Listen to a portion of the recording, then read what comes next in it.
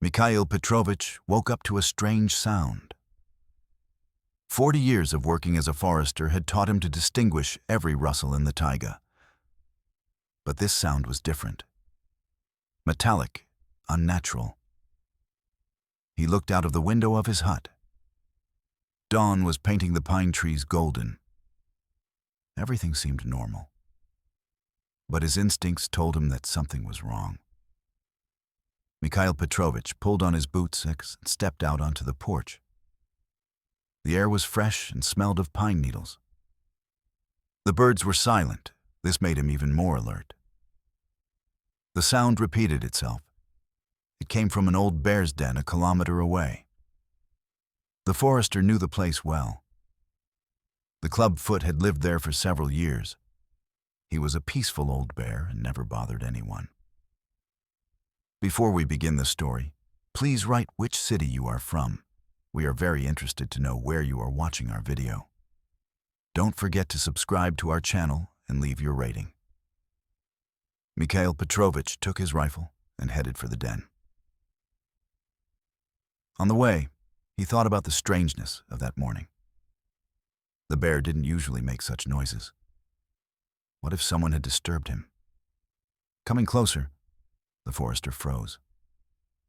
Pieces of synthetic fabric were lying at the entrance to the den. Bright city fabric. You wouldn't find fabric like that in the forest. He cautiously peered inside. There was no bear. But there were objects on the ground that shouldn't have been there. A backpack, old, worn, but clearly human. Mikhail Petrovich pulled the backpack out. The zipper was stuck, but it gave way. Inside were documents in a plastic bag, a passport, a student ID, photographs. The name on the passport was Maxim Gromov, date of birth, 1974. Registered address, Moscow. The photo showed a young man with an open expression. But the strangest thing was the date the passport had been issued, 1997, 20 years ago. The forester took out the rest of the documents, all from the same period. Student ID cards from various departments of Moscow State University. Anna Morozova, Dmitry Volkov, Igor Semenov. A vague memory came to mind. 20 years ago, a group of students had indeed disappeared. They searched for them for a long time. They were never found. The case was closed. Mikhail Petrovich carefully examined the den. There were more things lying in the far corner. Pieces of a tent, a sleeping bag, canned food cans without labels. The bear had dragged all this here over the years. But where from? And most importantly, what had happened to the people who owned these things? The forester put his finds back in his backpack. He had to report this to the police. But first, he should look around the area. Maybe he would find other clues. He walked around the den. There were no bones or clothes nearby. The bear had dragged the things from far away. But how far? Mikhail Petrovich knew the habits of the local bears. They usually didn't stray more than 3 kilometers from their dens. That meant he had to search within that radius. He headed north. There was an abandoned military facility from the Cold War era. Maybe the students had wandered in there. The road to the facility was overgrown with weeds. 20 years ago, cars still drove here. Now only animal trails crossed the old tracks. Half an hour later, the forester saw a familiar concrete fence. The barbed wire had long since rusted away. There was a huge hole in the fence. Behind the fence stood half-ruined barracks. Once upon a time, there had been a secret laboratory here. Mikhail Petrovich did not know what exactly had been studied there. After the collapse of the Soviet Union, everything had been classified even more strictly. He climbed through the hole in the fence. The area was overgrown with birch trees and raspberry bushes. Nature was reclaiming its territory. The first barrack was empty. Only concrete walls and iron doors remained. In the second barrack, Mikhail Petrovich found what he was looking for. The remains of a fire lay on the floor. It had long since gone out, but it was clearly not 20 years old. Next to it were tin cans, the same as those in the bear's den. Someone had lived here recently. But who? And was there a connection with the missing students? The forester examined the rest of the rooms. In one, he found fresh signs of human habitation. A makeshift bed made of fir branches, primitive tools made of stone and metal. Everything pointed to the fact that a hermit had lived here for a long time. But who could it be? And why did he choose this place? Mikhail Petrovich left the barracks and looked around.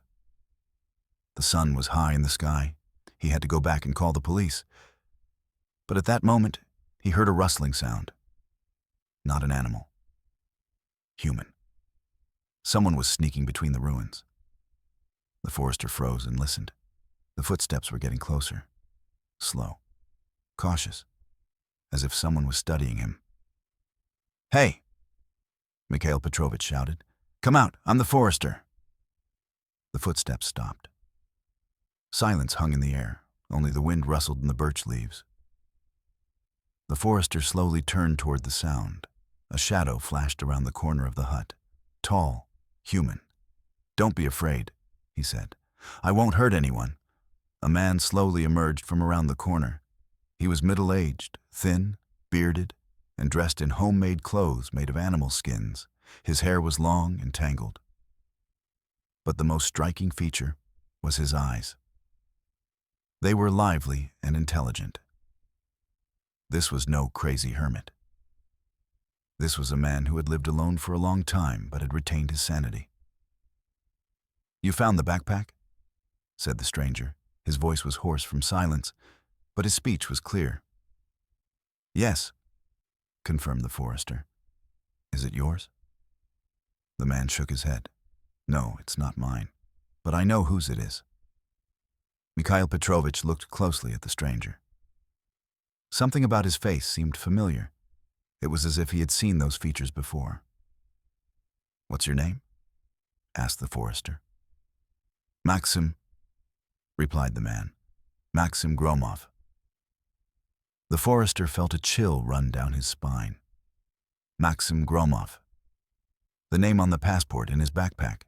The same passport from 1997. "But that can't be," he whispered. "You disappeared 20 years ago." Maxim smiled sadly. "I didn't disappear. I stayed. Of my own free will." Thousands of questions swirled in the forester's head.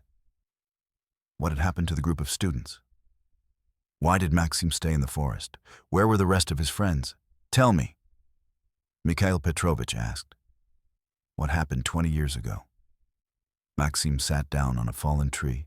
His gaze was fixed on the past. When he spoke, his voice sounded like it was coming from another world. "We came here for a completely different reason.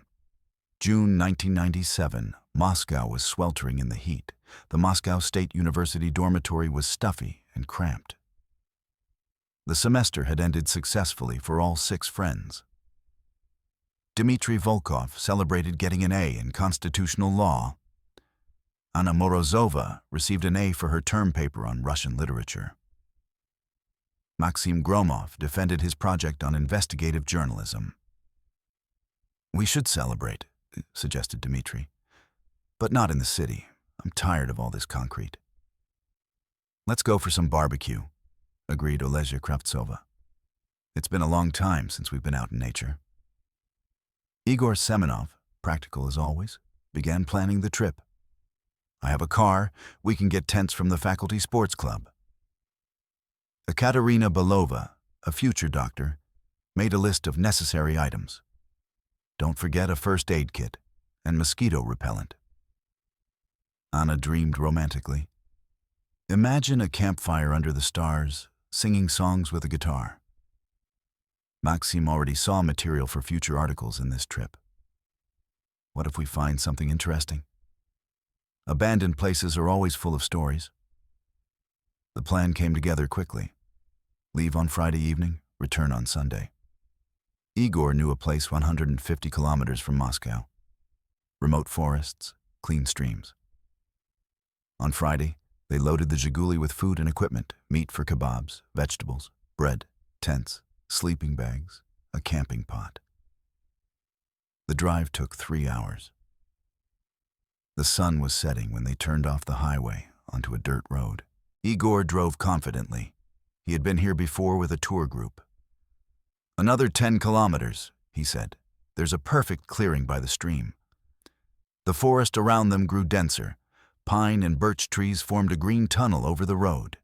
Civilization was far behind them. "How beautiful," Anna exclaimed. "It's like a fairy tale." Maxim photographed the scenery through the window. His Zenit camera clicked incessantly. Every shot could be part of a future report. The car bounced over the potholes. The dirt road had clearly not been repaired in a long time. The ruts were overgrown with grass. "Are we sure this is the right place?" Ekaterina asked doubtfully. "The road looks abandoned." "That's exactly why it's good," Igor replied. "There are no tourists, just peace and quiet." Half an hour later, they reached a clearing. A stream was babbling 20 meters away. There was enough space for tents and a campfire. They set up camp quickly. Igor and Dmitri pitched the tents. The girls prepared the site for the campfire. Maxim continued to take photos. "Tomorrow morning we'll explore the area," he planned. "I wonder what we'll find here." Olesya, who had studied psychology, observed the dynamics of the group. Everyone behaves differently in nature. Their city masks come off. Anna wrote down her impressions in a notebook. It was a philologist's habit to record details. "The air here is special. It is filled with silence and peace." Ekaterina checked the first aid kit. "We've got iodine and bandages. Hopefully, we won't need them." The fire was blazing by sunset. Meat sizzled on the grill. The smell of smoke mixed with the scent of pine needles. "To friendship," Dmitri raised his glass. "To adventure," Maxim added. They drank cheap wine from plastic cups. They laughed and made plans for the summer. Life seemed simple and clear. When it got dark, Igor took out his guitar. They sang student songs. "The Curve of the Yellow Guitar," "Nautilus Pompilius," "Kino." Anna gazed dreamily at the stars. "It's so quiet here. You can't see stars like this in the city." "What are those lights?" Olesya asked suddenly, pointing into the darkness. Everyone turned in the direction of her gaze. A yellowish light flickered through the trees. It was dim but noticeable. "Probably other tourists," Dmitri suggested. "Or a forester," added Ekaterina. Maxim stood up and peered into the darkness. "The light is strange. It's not from a campfire, and it's not from a lantern." Igor also got up. "Let's go take a look. Maybe someone's in trouble." "It's dark," objected Ekaterina. "Let's check in the morning." But curiosity got the better of them. Maxim was already grabbing his flashlight. "It's not far. We'll go and come right back." "Not all at once," suggested Olesya. "Someone should stay at the camp." In the end, the three of them decided to go. Maxim, Igor, and Dmitri. The girls stayed by the fire. The forest was full of sounds at night. Branches crackled underfoot. An owl hooted, a wolf howled somewhere in the distance. "Will we get lost?" Dmitri asked. "The light is straight ahead," Maxim replied. "Let's go straight." Igor walked ahead with a flashlight. The beam illuminated tree trunks and bushes in the darkness. Half an hour later, they came to a small clearing. In the middle of it stood a strange structure. Concrete walls, flat roof. Clearly not a residential building. "What is it?" whispered Dmitri. Maxim pointed his flashlight at the wall. Faded inscriptions in Russian were visible on the concrete. State secret. No unauthorized persons allowed. A military facility, Igor realized. Abandoned. The light they saw was coming from the windows of the building. It was dim and yellowish, as if a kerosene lamp were burning inside. Someone lives there, Maxim said. Maybe a guard? They approached closer. The door was ajar.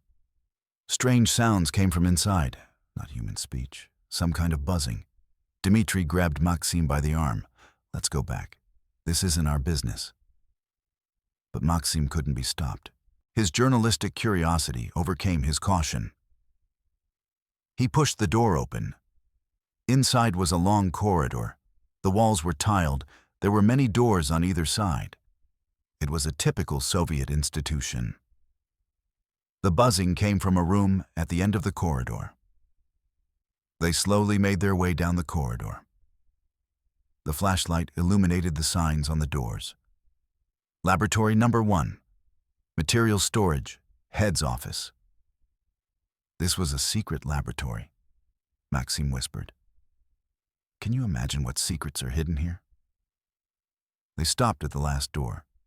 The sign read, Experimental Workshop, Radiation Hazard.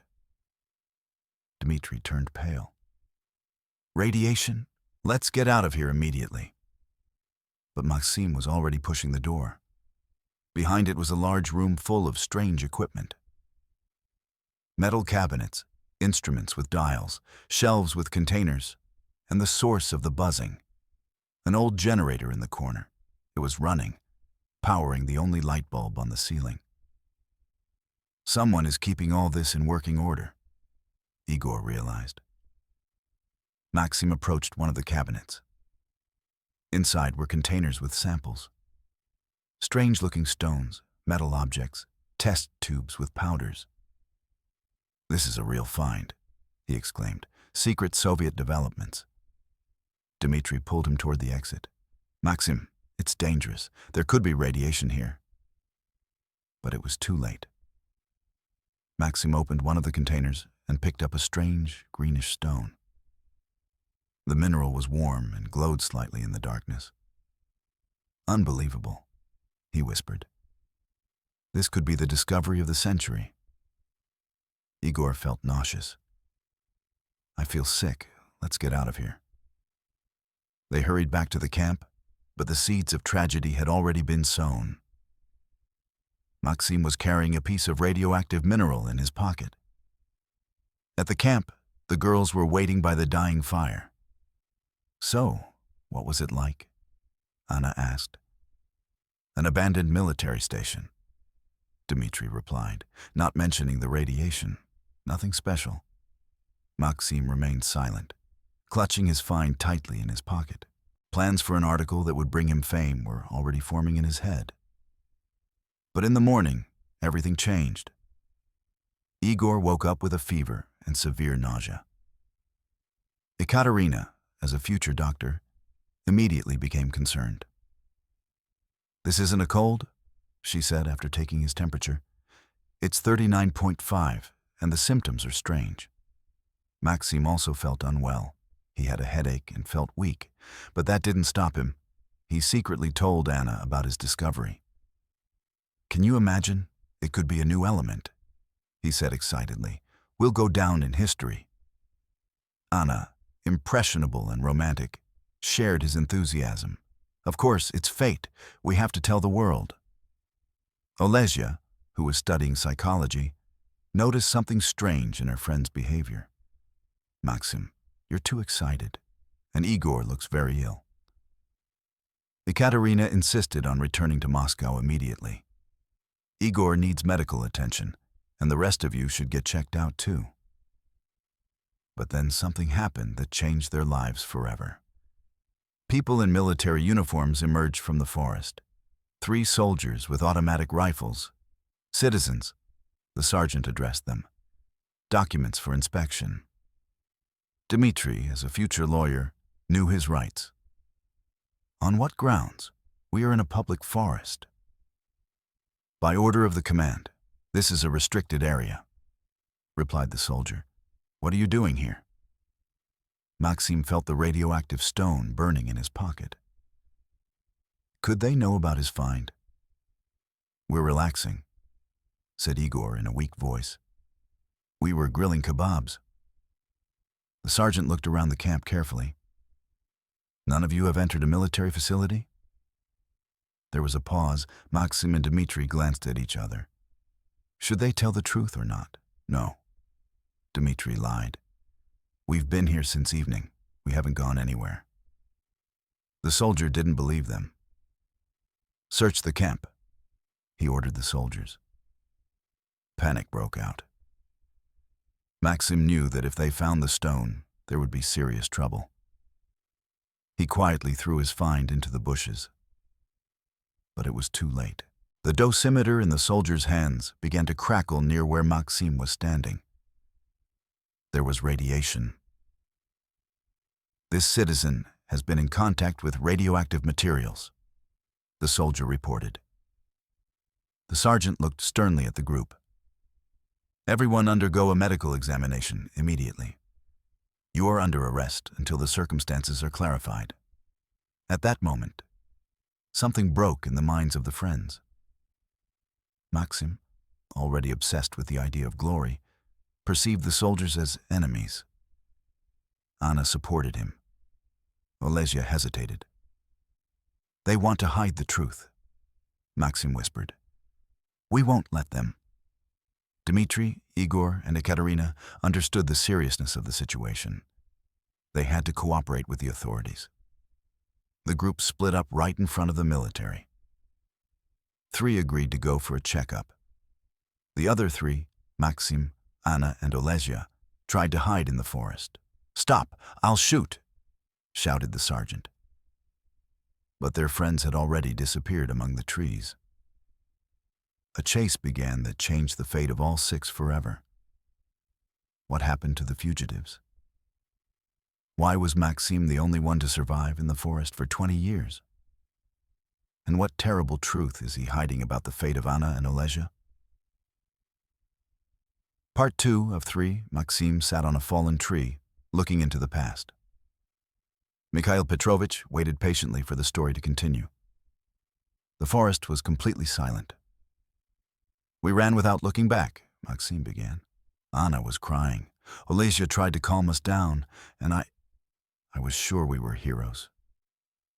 His voice trembled with memories. 20 years of solitude had not been in vain.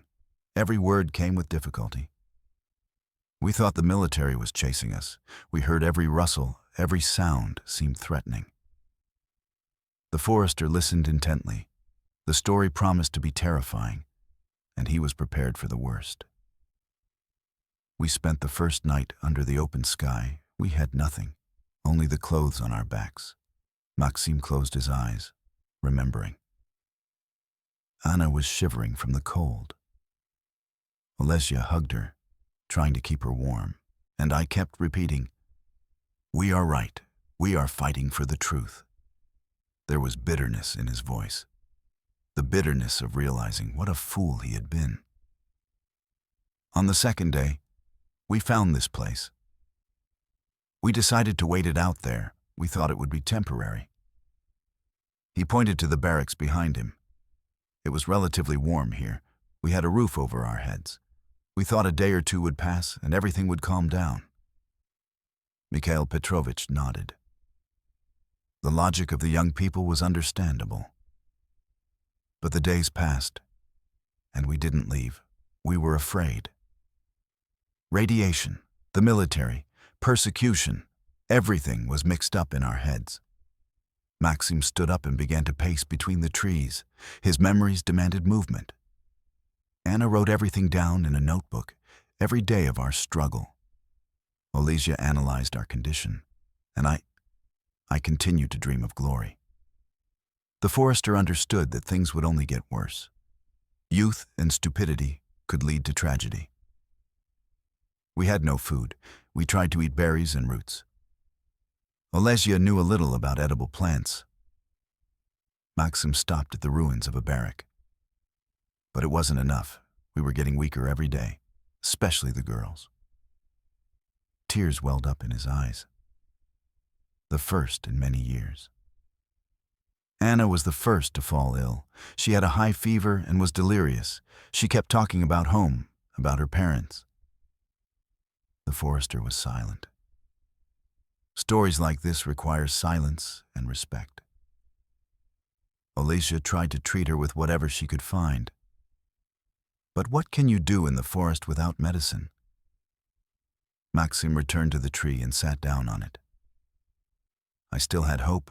I thought we were about to find a way out. We'd come up with a rescue plan. But reality was cruel. 3 city students against the wild. Autumn came. The nights grew cold. We had no warm clothes. He paused for a moment. The worst was yet to come. Anna died in October. She just didn't wake up one morning, quietly, without suffering. Tears rolled down his cheeks. 20 years had passed, but the pain had not subsided. Olesia held on for another week, but then she gave up. She said to me, "Max, I'm sorry, I can't go on anymore." Mikhail Petrovich swallowed hard. The story was becoming more and more tragic. I buried them with my own hands. I dug the graves with a rock and a stick. I piled stones on top of them. Maxim pointed toward the forest. There, a kilometer from here, under an old pine tree. Every year, I bring them flowers. The forester understood that he was looking at a broken man. Guilt had tormented him all these years. And I stayed, alone. And I realized there was no going back. Maxim raised his head and looked at his companion. You know what the worst thing is? I could have saved them. I could have surrendered to the military on the first day. His words were filled with endless bitterness. But I was too proud, too sure that I was right.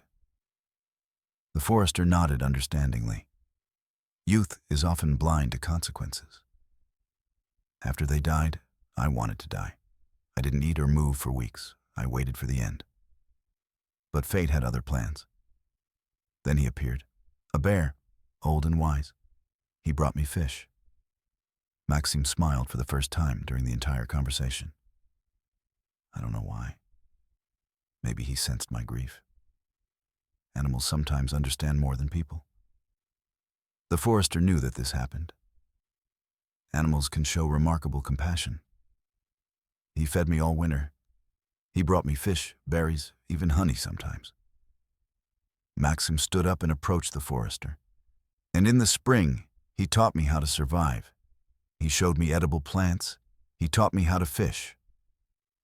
The story took an unexpected turn, a friendship between a man and an animal. I lived near his den. He protected me from other predators. The forester remembered the things in the den. What about the girls' things? I gathered everything that was left from the camp. I brought it to him. He understood that these were memories of his friends. Maxim smiled sadly. Every year he brought something new. He found them in the forest and dragged them to his den. It was as if he was keeping a museum of our friendship. The forester was amazed. Such devotion is rare even among humans. But why didn't you come back? Years have passed. Everything has calmed down. Maxim shook his head. At first I was afraid. I thought I would be punished for the girls' deaths. Then I got used to the forest. He looked around.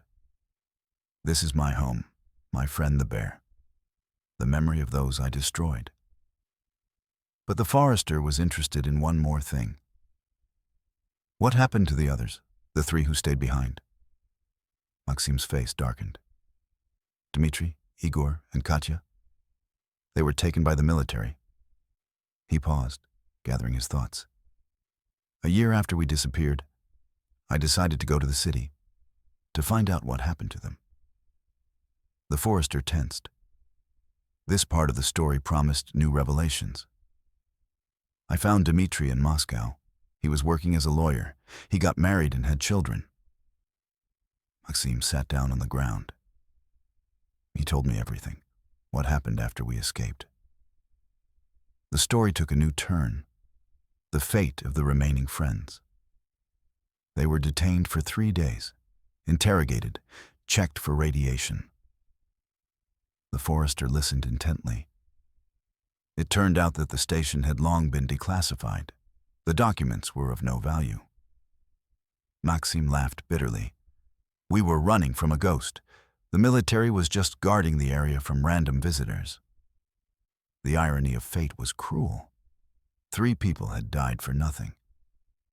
Dmitri said they were released without consequences. They even apologized for their harshness. The forester understood the scale of the tragedy. Unnecessary deaths due to a misunderstanding. But there is one odd thing, Maxim added. His voice changed. It became wary. Dmitri didn't tell me everything.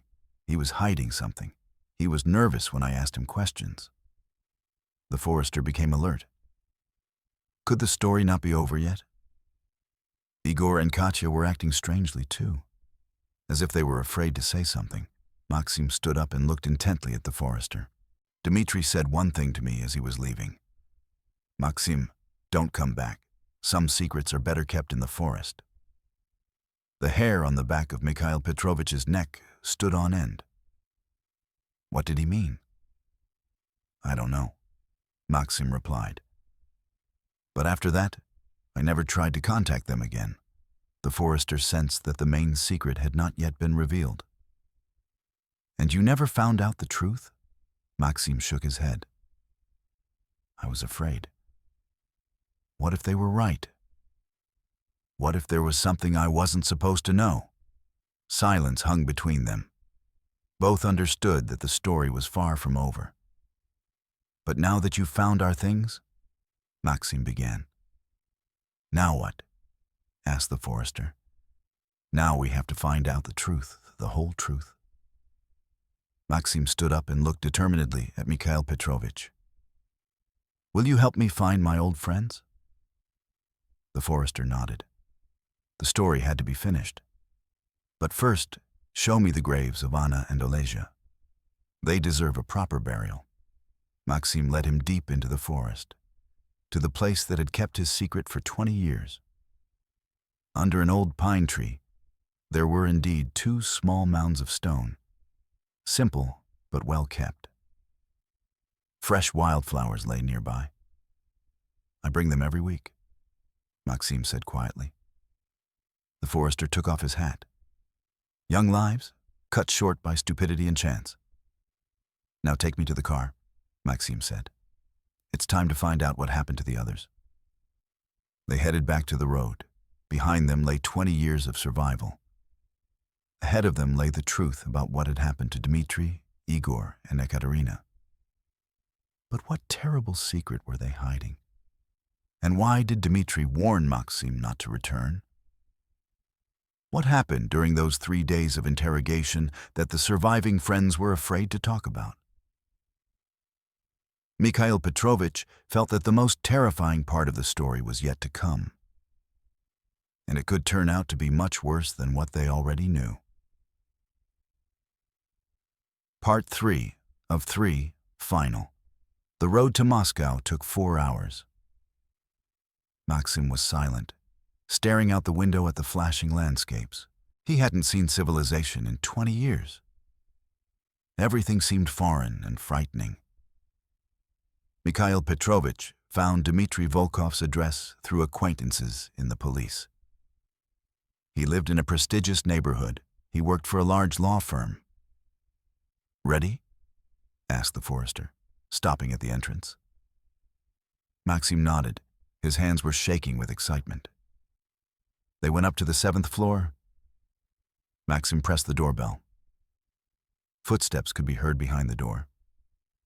The door opened. A man in an expensive suit stood on the threshold. His hair was gray, his face tired, but his features were the same as 20 years ago. Dmitri? Maxim asked quietly. Dmitri Volkov turned pale as a sheet. He grabbed the doorframe to keep from falling. Maxime? This is impossible. His voice trembled with shock. The man they thought was dead was standing on the threshold. Can we come in? Maxime asked. We need to talk. Dmitri silently stepped aside. His face was filled with panic and fear. The apartment was richly furnished.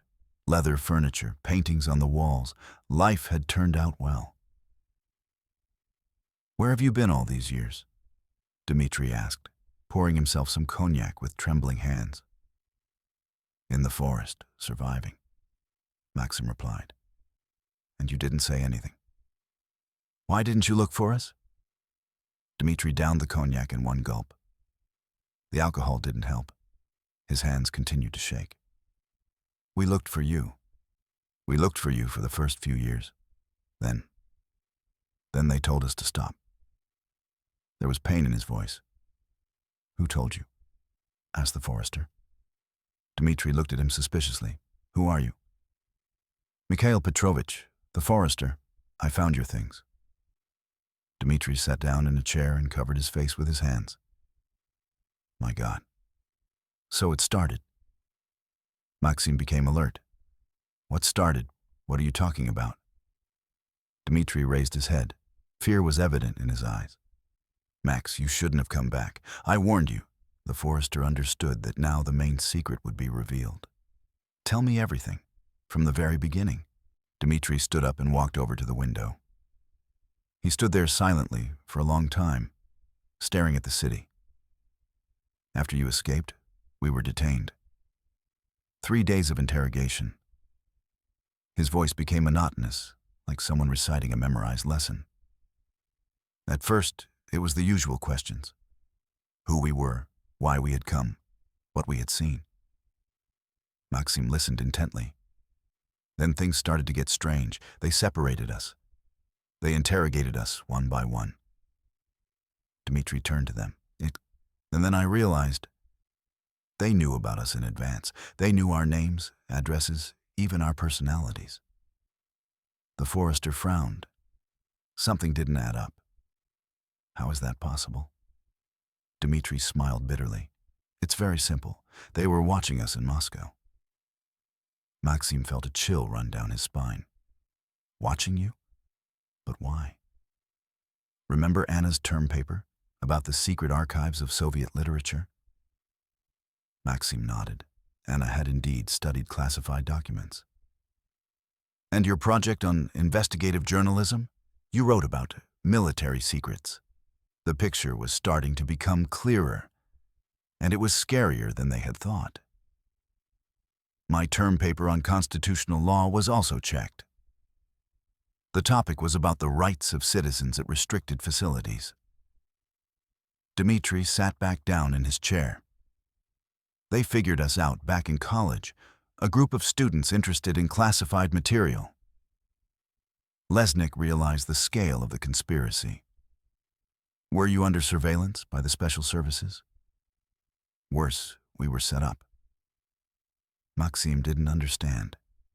How were you framed? Dmitri took a folder out of the table. It was old and yellowed. That trip to the forest wasn't accidental. Igor got information about an interesting place from an acquaintance. He opened the folder and showed the documents. This acquaintance worked for the KGB. He deliberately led us to the abandoned station. Maxime felt the world crumbling around him. But why? An experiment, to study the behavior of young people in extreme conditions. Dmitri leafed through the pages of the report.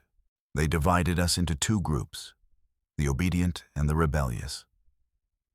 They watched to see how we would behave. The forester was in shock. Are you saying that the girls' deaths were planned? Not planned, but it was considered a possibility. Dmitri's voice sounded disgusted with himself. The 3 of us were released, but we had to sign a non-disclosure agreement for 20 years. Maxime stood up and began to pace the room. So you knew we could die? And you kept quiet? Dmitri shook his head. We didn't know. We were told you would be found and returned in a few days. Tears streamed down his cheeks. When we realized the truth, it was too late. The search was called off. Officially, it was an accident. The forester understood the cynicism of the situation. And you kept quiet for 20 years? We were afraid. They threatened us. They said if we told anyone, all our relatives would be in trouble. Dmitri pointed to a photograph on the table. His wife and 2 children. I have a family. Igor does too. Katya has a daughter. Maxim stopped in front of him. Where are they now, Igor and Katya? Igor is a doctor in St. Petersburg. Katya is a teacher in Yekaterinburg. Dmitri took out his phone. I'll call them right now. I'll tell them you're alive. Maxim stopped him. Wait, first tell me everything. Dmitri nodded and put his phone away. After we were released, they gave us new documents, different names, different biographies. The forester was surprised. But you're Dmitri Volkov, aren't you? Now I am. 5 years later, they gave us back our real names. They said the experiment was over. Maxim sat down opposite his friend. And then what? Then we lived with this burden. Every day we thought about the 3 of you. Dmitri's voice sounded exhausted. Igor became a doctor to save people, to atone for his guilt. Maxim nodded. It made sense.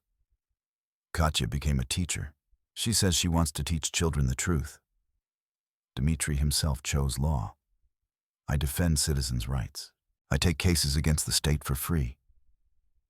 The forester understood that everyone dealt with guilt in their own way, and no one tried to find the truth. Dmitri shook his head. They were afraid, and now it doesn't matter anymore. Maxim stood up. It matters. Anna and Olesya are dead because of this experiment.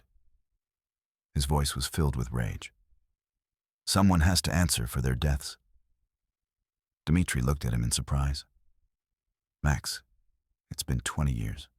Those people are probably dead. We'll find the ones who are still alive. Maxim looked at his friends determinedly. Will you help me? Dmitri hesitated. It's dangerous. We have families. Anna and Olesya will never have families. Those words had an effect. Dmitri nodded. All right, but first, let's contact Igor and Katya. He dialed Igor's number. There was a long ring. Finally, someone answered. Igor, it's Dima. I have news. Maxim is alive. A scream came from the receiver, then a long pause. Where is he? Igor finally asked. Here, next to me. Igor began to cry. A grown man was crying like a child. My God, Max, what about the girls? Maxim took the phone. Igor, it's me. Anna and Olesya are dead, 20 years ago. The silence on the line was deafening. I'm sorry, Max. I'm sorry for all of us. Igor's voice trembled with sobs. We thought we were told that you would be found. Maxim closed his eyes. I know. Dima told me you are victims too. Igor calmed down a little. What are we going to do? Find the truth. Find those responsible. I'm flying to Moscow tomorrow morning. The next call was to Ekaterina. Her reaction was even stronger. Maxim? She whispered into the phone. Is it true? It's true, Katya. She burst into tears, and he had to wait several minutes. I prayed for you all my life, every day. Her voice was filled with a mother's pain. And now I find out that 2 of my friends are dead, and we could have saved them. Maxim understood her feelings. Katya, we can't change the past, but we can get justice. How? Dmitri took the phone. Katya, I have connections in law enforcement. We'll reopen the case. But it's been 20 years. There's no statute of limitations for murder, Dmitri said firmly. Ekaterina hesitated. What about our families, our children? Maxim took the phone again. Katya, If we don't stop this now, tomorrow other children will become victims. These words convinced her. All right, I'll come to Moscow too. When the conversation ended, silence hung in the room. What now? Asked the forester. Dmitri took out another folder. I have copies of the documents from that case. I hid them just in case. Maxim took the folder in his hands. The names of the experiment supervisors, addresses, phone numbers, everything you need for the investigation. The forester looked at the documents. Half of these people still work for the authorities. All the better, said Maxim. They'll be easier to find. Dmitri stood up. Max, do you realize we're starting a war against the system that broke us? Maxim nodded. I understand. But Anna and Olesia deserve it. The forester also stood up. And I'll help you, as a witness to the discovery. At that moment, Dmitri's wife entered the room, a beautiful woman in her 40s. Dima, what's going on? You were shouting. Dmitri hugged her. Svetlana, this is Maxim, my friend who disappeared 20 years ago. Svetlana looked at Maxim in amazement. The one you told me about? Dmitri nodded. He's alive, and now we're going to find out the truth. Svetlana understood the seriousness of the situation. Dima, this is dangerous. Think about the children. They're the ones I'm thinking about, replied Dmitri. I want them to live in a just world. Maxim stood up. Dmitri, if you've changed your mind. I haven't. 20 years of torment is enough. He looked resolutely at his wife. Svetlana, tomorrow I'm filing a statement with the prosecutor's office to have the case reopened. Svetlana nodded. Then I'll help too. I have some journalist friends. Maxim felt hope awakening in his heart. Thank you. The forester looked at his watch. It's late. Where will you stay tonight? Dmitri didn't hesitate. Maxim is staying with us. 20 years apart is enough. That night, Maxim couldn't sleep. He lay on the sofa and thought about the future. A difficult struggle lay ahead, but he was not alone. In the morning, Igor arrived. He had aged and turned gray, but he was still the same kind man. They embraced, not ashamed of their tears. Forgive me, Max, Igor repeated. Forgive me for my cowardice. There's nothing to forgive. We were all victims. In the evening, Ekaterina arrived. She was a strict woman with glasses, but with the same kind eyes. She cried for a long time, hugging Maxim.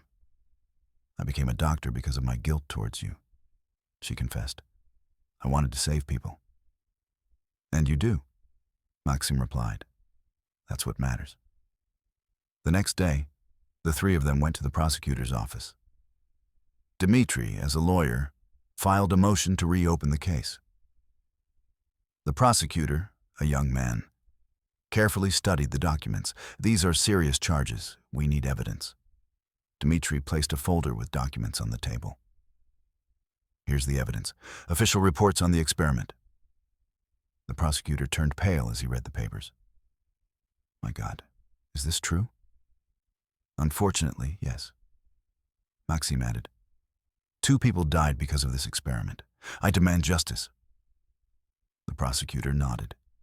The case will be reopened. We will begin by questioning the individuals named. The investigation lasted 6 months. One by one, the participants in the experiment were found. Some had died, some were in hiding, but many agreed to testify. Terrible details came to light. The experiment was one of many. The special services regularly tested citizens in extreme conditions. The chief curator of the project, Colonel Sorokin, was still alive. He was arrested right in his office. At the trial, he tried to justify himself. It was scientific work, studying behavior in critical situations. Maxim stood up in the courtroom. Anna Morozova and Olesia Kravtsova died of hunger and cold. Where is your science? Sorokin lowered his head. There were no more excuses. The trial lasted a month. Witnesses, experts, documents. Gradually, the picture of the crime was pieced together. In the end, Sorokin was sentenced to 8 years in prison. His assistants received sentences ranging from 3 to 5 years. But the main victory was something else. The story was made public. Journalists wrote dozens of articles about secret experiments on people. The state officially apologized to the victims' families. Anna and Olesia's parents were paid compensation. Maxim was finally able to give his friends a proper burial.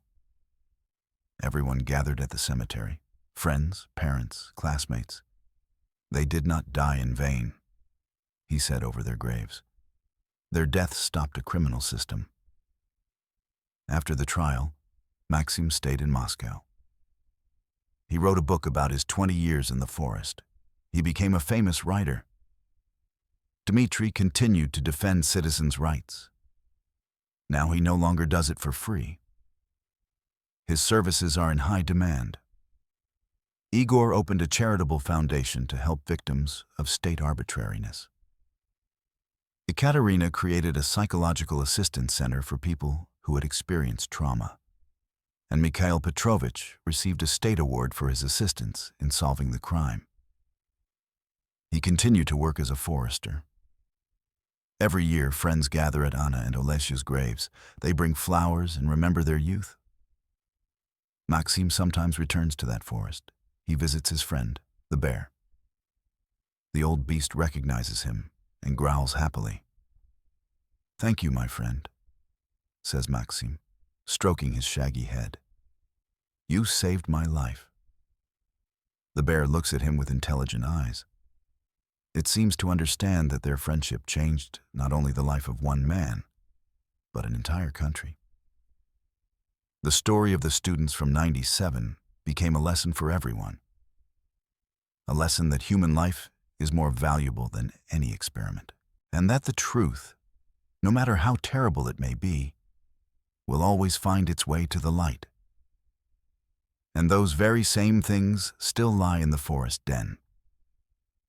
Mikhail Petrovich left them there as a monument to friendship, loyalty, and justice, which triumphed 20 years later.